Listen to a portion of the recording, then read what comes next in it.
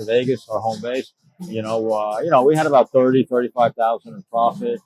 After all the expenses, the hotels and the plane fare and the food and the jet skiing and the water skiing and everything else and the parasailing, and it was really fun. One thing about going to the islands, it's like I loved it because it's just so much fun. And women, and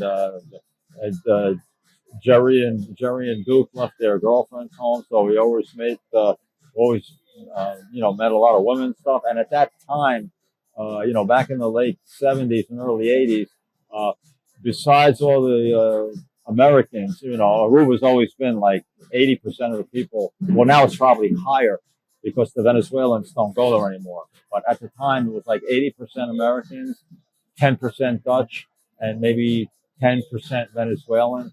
And we always seem to find these Venezuelan girls. We were all into Latin girls, so we met a lot of Venezuelan girls. Yeah. Hablo español, entonces me gusta mucho las latinas. Siempre me gustaban las latinas. Yeah, I'm saying, I always like latinas. So my current wife, however, is Latina, but she's not from Venezuela. She's from Peru. But you're going to meet her. She's holding the camera right now. And at a certain point in time, I'm going to integrate her into these videos because, you're going to, maybe at some point, I don't know if it's going to be anytime soon, but maybe at some point you're going to want to hear about my personal life, too much with the casinos. So, you're going to meet my wife and everything.